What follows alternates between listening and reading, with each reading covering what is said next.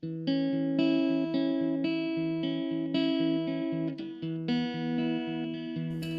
wanted to go to college since I had been in the 5th grade, but my parents wouldn't allow me to go to school.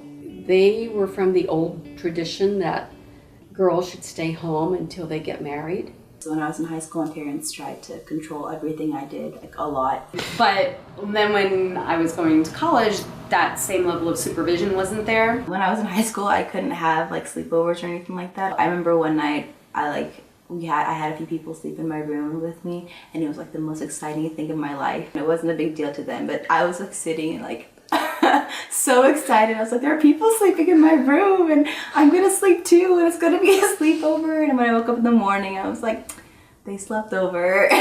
And at first it seemed really cool, and then it seemed like, oh. It's up to you to make sure you're safe. Like, you don't call someone to help, you don't ask mom or dad, like, you take care of it yourself. And that was a pretty big transition because, you know, it was sort of an exciting time to be independent and, you know, with people my age. And of course, you have no impulse control, and you know, then you go and you do stupid things. So there have been a lot of nights where like you come home and like there are people throwing up in the bathroom. This one morning I woke up, it was like, I think I got back to my dorm room around like 7 or so. I was not in a happy place, let's say, and I immediately went straight to a bathroom stall and just went on my hands and knees, looked at the stall next to me, and it's like, oh, there's another guy just like going through the exact same thing as me, and we notice each other, that little fist bump, you know, under the door.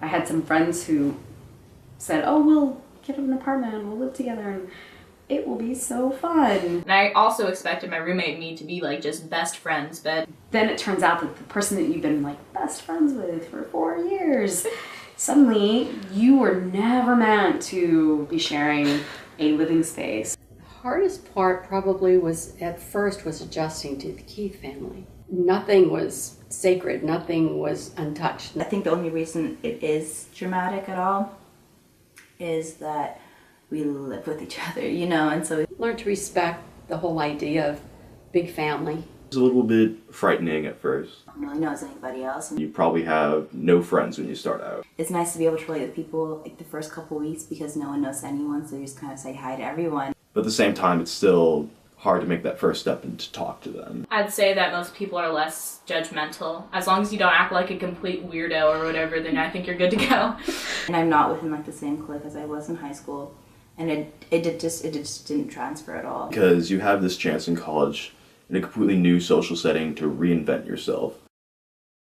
I mean, it's not just independent, you know, from your family, it's independent from the friendships and the daily people you experience. But it's also kind of difficult to have two sets of friends, like a high school group of friends and a college group of friends. Even the people I thought I would talk to a lot, I just don't, because people go through some pretty radical changes. And my friends have changed somewhat, like we've grown apart. Some of them, like I guess with the newfound freedom, some of them have gone a little crazy and like do everything possible. Most of them anyway, I'm still close to, I'd say. But you two are going to be like this for years.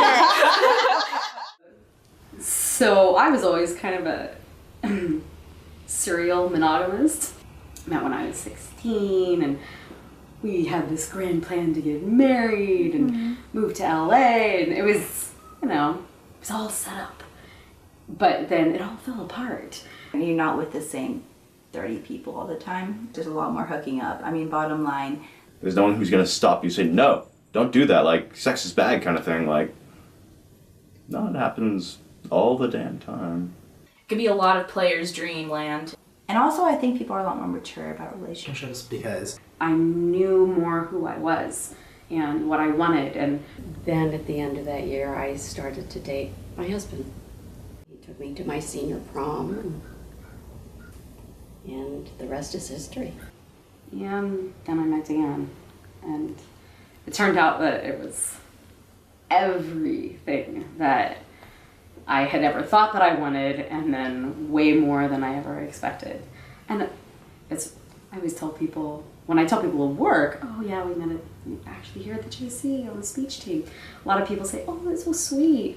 And then we finally had somebody be honest with us and said, oh, that is so dorky.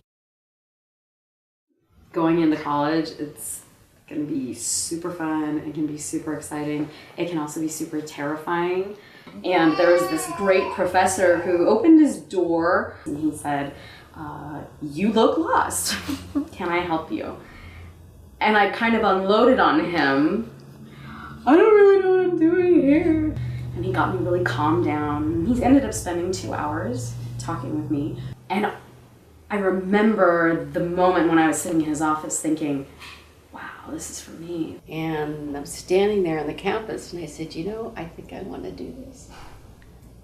Looking around the room and one realizing that there are 300 people in this room and like they all go to the same university as you, so they're all somewhat like-minded. It's sort of not only humbling but like comforting, like, hey, all these other people chose to uproot their lives, move all the way to this campus just to be here, and now I'm in a big room full of them. Like,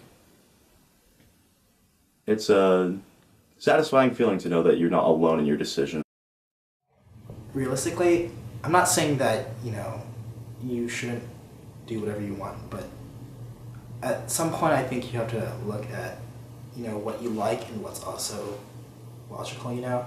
I didn't, you know, pursue my college, my major. I mean, I never intended to become a psychologist. I was there for the enjoyment of being in school. It's better not to go to college if you don't feel like you're ready to go to college and be successful. And I think the kids maybe don't appreciate college like they should. Maybe they get it too easily. Maybe, you know, everyone expects them to go and they have ways paid for them. And that didn't happen. That doesn't always happen. It didn't happen to me. So it was, I felt very privileged to be able to go.